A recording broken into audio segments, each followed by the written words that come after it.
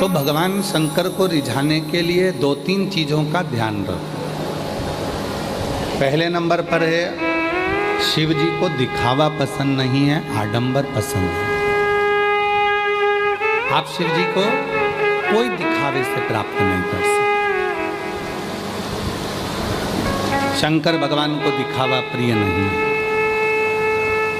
और दूसरे नंबर पर है, शिव की पूजन में, शंकर भगवान के व्रत में, शिव की साधना में, शिव के उद्यापन में, या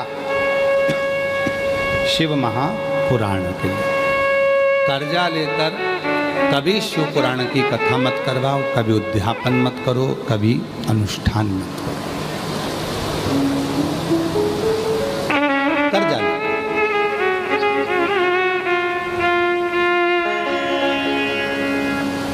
जिस दिन मेरा उघड़दानी पंडाल में बैठकर कथा सुनो, जिस दिन मेरे भोले बाबा कृपा कर दें, तुम्हारी झोली इतनी धन से भर दें, तुम्हारी इतनी संपदा दे दें, तो बस उसी दिन सोच लेना कि मुझे कथा कराना।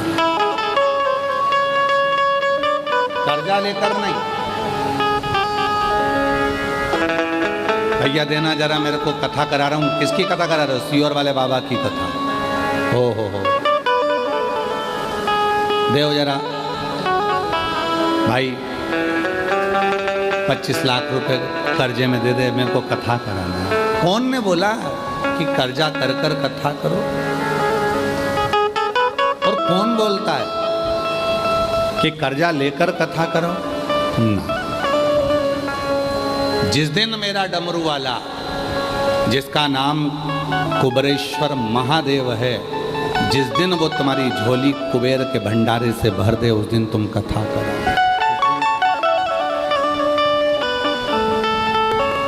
कर्जा लेकर नहीं, आडंबर कर कर नहीं। व्यर्थ का कर्ज और व्यर्थ चढ़, ये दोनों शिव को प्रिय नहीं।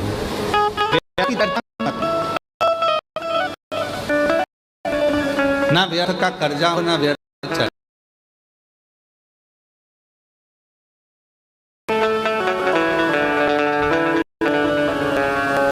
कल दया सिंह जी खड़े हुए थे हमारे गृह भवन में। हम जब एक व्यक्ति से बात कर रहे थे, यजमान वर्ग, तो दया सिंह जी खड़े हुए। तो दया जी, हमने उनसे बोले कि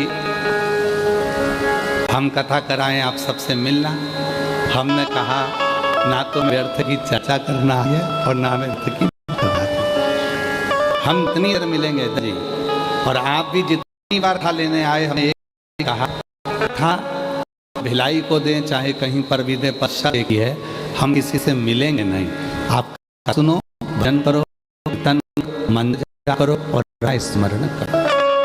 और मैं सबूत देता हूँ जी आपकी, आप कभी ये कथा है, आपने नाते कहा कि भाई से मिलो, मेरी बहू से मिलो, या मेरी ये भतीजी से मिलो, भतीजे से मिलो, या मेरे रिश्तेदार से मिलो, हम आपको इसके लिए धन्यवाद देते हैं कि ये होना चाहिए।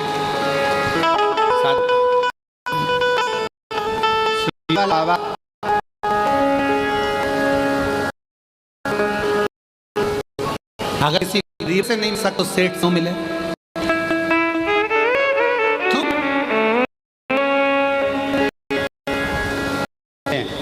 केवल धनी से, मेरे शिव से।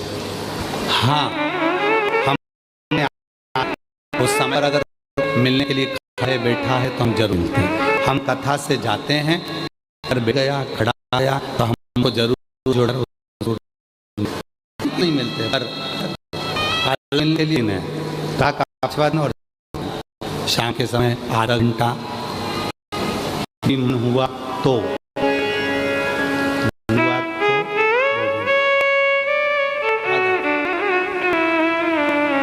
कई लोग कहते हैं, गुरुजी हमारे वो महाराज जी आते हैं, ये महाराज जी आते हैं, वो बाबा जी तो ऐसे हैं कि रात को बैठे 8 बजे से तो मिले, 11, 12, 1 बजे तक, फिर सुबह से मिल लो, शाम से मिल लो। नहीं, हम आपसे कहते हैं, से मिलने की ललकता मत रहना, ललकता रहो। सीहोर वाला बाबा तो आपके जैसा है, आप भी एक लोटा जल चढ़ाते हो, हम भी चढ़ाते हैं, आप भी भजन करते हो, हम भी भजन करते हैं, आप भी भोजन करते हो, हम भी भोजन करते हैं। और निवेदन है भगवान बने का शोक हो, भगवान बनाओ, हमें इंसान है और इंसान रहने, हमें इंसान है, हमें भजन करने दो, अपना स्मरण करने दो, भक्ति करो, स्मरण। व्यास बात करेगी में अगर रोग आ जाए, बीमारी आ जाए, तो सबसे पहले अपने नजदीक के डॉक्टर के पास। हम डॉक्टर को शिव मानते हैं।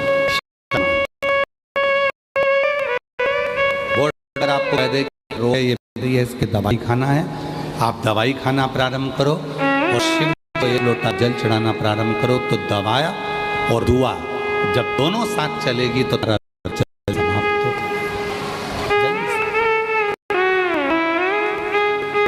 शिव को रिझाने के लिए शिव को रिझाने के लिए दिखावा है, और शिव को रिझाने के लिए ना तो खर्च करे और ना की चढ़े, ना करने ना चर्चा करे। और उठाओ, 20 साल हो गए पुराण की कथा के बारे में, इन 30 इस तुमसे कहा हो कि प्यार से ये सामान के लाना और शिव को ये चढ़ाना। व्यासपीठ कभी नहीं था कि इतना या खड़ना तब तुम शिव की पूजन कर। इस व्यासपीठ में तो वो भी उपाय पाए, वो फूल बेलपत्र के, घर में कोई काली मिर्च उसका, गेहूं का दाना घर में है तो उसका, चावल का दाना घर में है तो उसका। इस व्यासपीठ ने जितने उपाय बताए, और ये जितने उपाय लोग ये उपाय हमें मिलते नहीं है। तुम एक शिव पुराण देखते हो, गीता प्रेस गोरखपुर की शिव पुराण पढ़ो, उसके बाद में एक एक पुराणों का अध्ययन करो, उप पुराणों का अध्ययन करो। लिंग पुराण है तो लिंग पुराण भी उप पुराण का अध्ययन करो, शिव पुराण है तो शिव पुराण के उप पुराण का अध्ययन करो, भागवत है तो शिव पुराण अध्ययन करो, सारी पुराण का अध्ययन करिए, आपको सब कुछ मिलेगा। व्यास बताया जाता है एक एक शब्द को पूरी पुराण मिलेगा।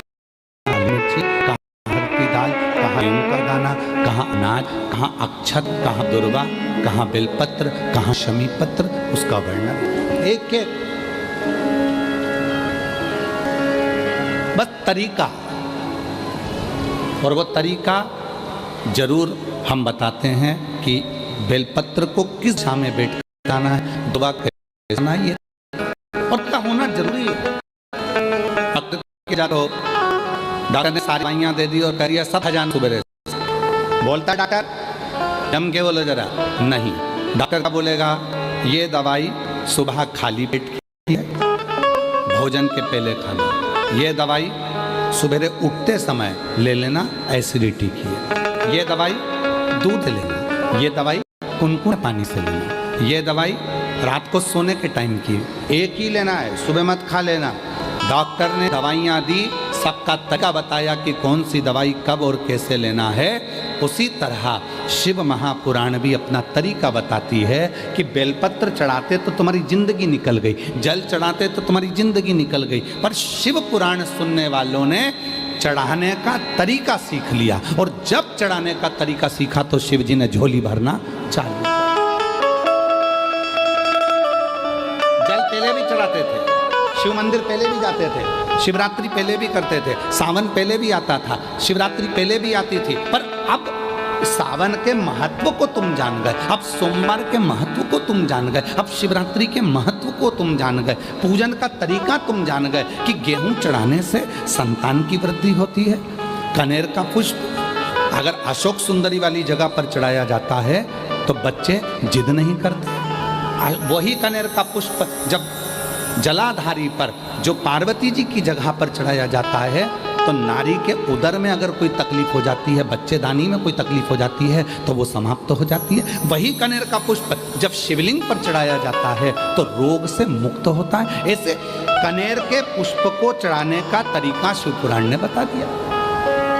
दुर्वा चढ़ाने का तरीका शिव पुराण ने बता दिया कि गणेश भगवान शंकर का जहाँ से जल बहता है उसका राइट स्थान जो होता है पानी बहने वाली जगह, वहाँ दुर्वा को 7 दुर्वा जब हम शिव को समर्पित करते हैं, शंकर भगवान को समर्पित करते हैं, तो चाहे 32 वर्ष की उम्र हो गई हो, चाहे 42 वर्ष की उम्र हो गई हो, शादी जरूर होती है। तो ये तरीका शिव पुराण ने बताया, जिसको आप लोगों ने स्वीकार किया। पूर्व की सारी कथाओं में केवल तरीके बताए, कैसे रीचे, कैसे।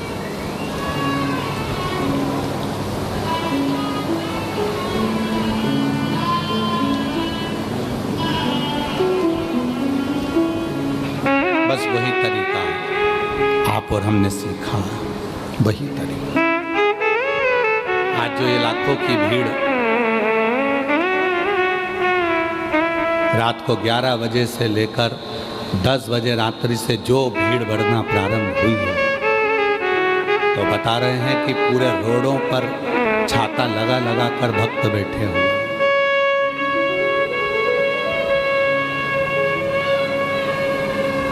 पूरे रोडों पर। और आप में से कई माताएं भाई बहन ऐसे हैं जो भिलाई के होने के बाद भी पहले आकर बैठकर जगह को संभाल रहे हैं। कोई रात को 3 बजे आ गया, कोई 2 बजे आ गया, कोई 11 बजे आ गया, कोई 10 बजे आ गया।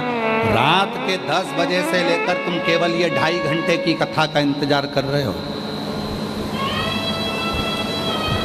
इस व्यासपीठ पर हम केवल 2.5 घंटे के लिए कथा करते हैं। आधा घंटा आशीष करता है, 2.5 घंटे। और सियोर वाला बाबा इस कथा को नहीं बोलता। सियोर वाले बाबा की इतनी सामर्थ्यता नहीं है कि प्रदीप मिश्रा इस कथा को बाँच ले। ये शिव पुराण बाँचने के लिए स्वयं देव अधिदेव महादेव ही व्यासपीठ पर बैठकर कथा का वाचन करते। और कथा करवाने वाला भी कोई दूसरा नहीं होता। अगर बोलबम समिति को दया सिंह जी को भोलेनाथ जी ने आगे रखा है, तो बाबा ने स्वयं शिव के रूप में किसी न किसी रूप में आकर दया सिंह जी पर कृपा कर कर कि भाई ये शिव पुराण तुम्हें सावन के महीने में कराना है, बोलबम समिति को कराना। ये शिव की कृपा से शिव किसी रूप में आकर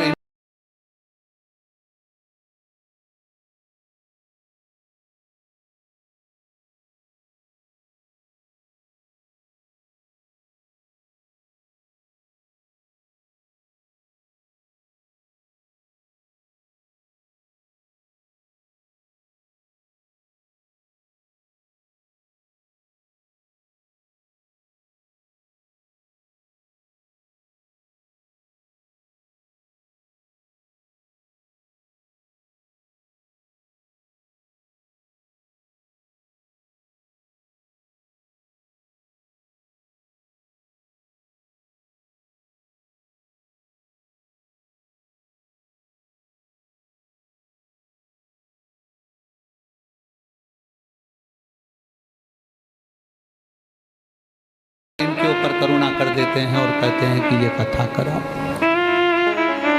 और कथा सुनने वाले आप नहीं हो। जितने शिव भक्त छाता लगाकर बैठे हैं, जितने शिव भक्त रोडों पर बैठे हैं, कीचड़ में बैठे हैं, पेड़ों पर टंगे हुए हैं, वृक्षों के ऊपर बैठे हुए हैं, कोई कहीं कहीं बैठे हुए हैं, पंडाल में बैठे हैं, चैनल के माध्यम से आस्था चैनल पर कथा सुन रहे हैं, फेसबुक यूट्यूब पर कथा सुन रहे हैं, जितने भी कथा सुन रहे हो, कथा आप नहीं सुन रहे। आपका कोई पुराना रिश्ता मेरे भोलेनाथ जी से है, जो भोले बाबा आपको बुलाकर कथा श्रवण करा रहे।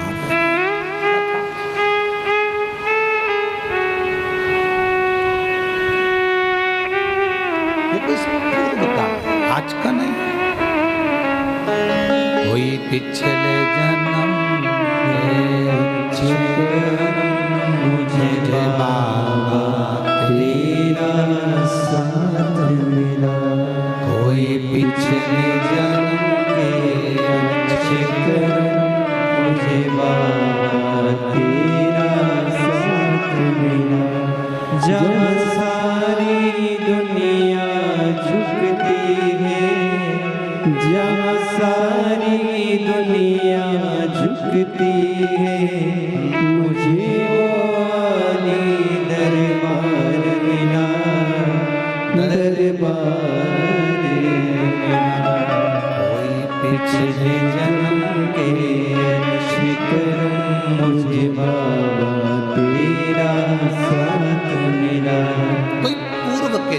का सुख होगा। एक कथा कह दें, अगर आप लोग श्रवण करेंगे और अपने जीवन में उतारे तो एक बड़ी सुंदर कथा। लोग कहते हैं सीहोर वाला बाबा या ये बाबा या वो बाबा। बाबा नहीं, ये व्यासपीठ करती है, शिव करता है, इंसान नहीं। एक गांव में एक सेठ जी रहते थे, पन्नालाल सेठ। क्या नाम था? जम के बोलो। पन्नालाल सेठ। निकलते थे तो लोग उनको नमस्कार करते थे, प्रणाम करते थे। पन्नालाल सेठ जी प्रणाम, नमस्कार, नमन, नमस्ते पूछते करते। कोई सलाम करता, कोई नमन करता, कोई नमस्कार करता, कोई प्रणाम करता। पन्नालाल सेठ मुंडी हिला देते, नीचे मुख कर कर बोलते मैं बोल दूंगा। फिर कोई मिला तो पन्नालाल सेठ से कहा प्रणाम, नमस्कार, सलाम। पन्नालाल सेठ बोलते धीरे से मैं बोल दूंगा। फिर किसी ने प्रणाम करा तो उन्होंने फिर कहा मैं बोल दूंगा। फिर किसी ने प्रणाम करा तो फिर कह दिया मैं बोल दूंगा, घर जाकर मैं बोल दूंगा।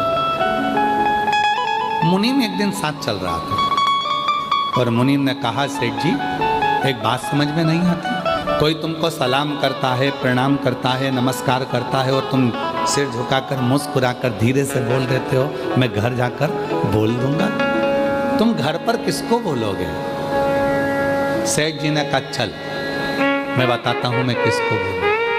सेठ जी पन्नालाल जी गए, तिजोरी खोली और लक्ष्मी जी से कहा आज मैं रास्ते में से जा रहा था तो वो सलाम कह रहा था, वो प्रणाम कह रहा था, वो नमस्कार कह रहा था। मुनीम ने पूछा तुम घर पर आकर लक्ष्मी जी से पैसे से कहते हो कि वो तुम्हें प्रणाम कर रहा था? हाँ। मुनीम ने पूछा ये क्यों? पन्नालाल सेठ कहने लगे जब मैं गरीब था, जब मेरे पास कुछ नहीं था, कोई मुझे सलाम नहीं करता था। ये सब सलाम पैसे को करा जा रहा है, ये सारा प्रणाम कुर्सी को करा जा रहा है, ये सारा प्रणाम धन को करा जा रहा है, ये सारा प्रणाम लक्ष्मी को करा जा रहा है। लक्ष्मी नहीं होगी तो कोई प्रणाम नहीं करता, कोई सलाम नहीं करता, और लक्ष्मी है तो सब प्रणाम करता।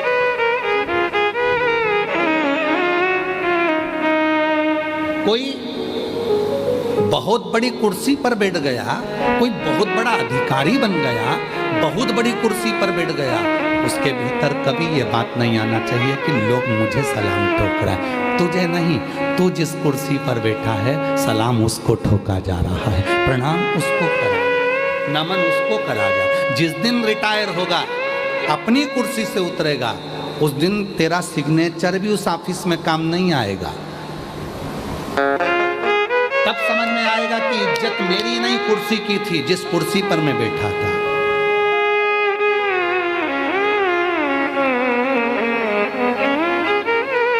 कुर्सी की इज्जत नहीं है, इज्जत तुम्हारी नहीं, इज्जत उस कुर्सी की है जिस कुर्सी पर तुम बैठे हो,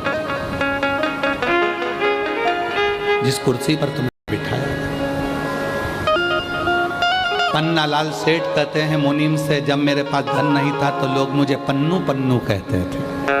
है पन्नू इधर आ, है पन्नू उधर आ।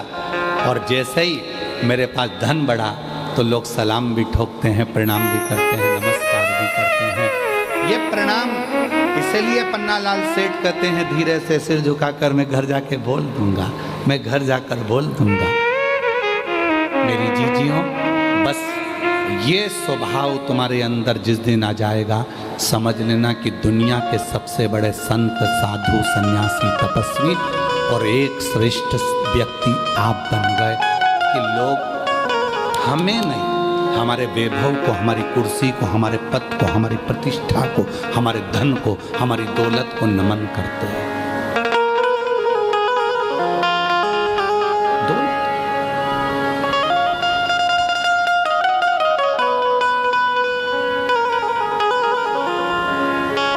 कौन पर तुम बैठे हो उस कुर्सी की मर्यादा है। उस कुर्सी को लोग सलाम कर रहे हैं, तुम्हारे धन को लोग सलाम कर रहे हैं। तुम्हारे पास धन नहीं रहेगा, कोई सलाम नहीं करेगा, कोई प्रणाम नहीं करेगा, कौन याद करे? अभी पन्नालाल सेठ, पन्नालाल सेठ, पन्नालाल सेठ, और वही पन्नालाल सेठ के पास धन नहीं रहेगा तो लेंगे पन्नू इधर आ, तो पन्नालाल सेठ पन्नू चाहिए।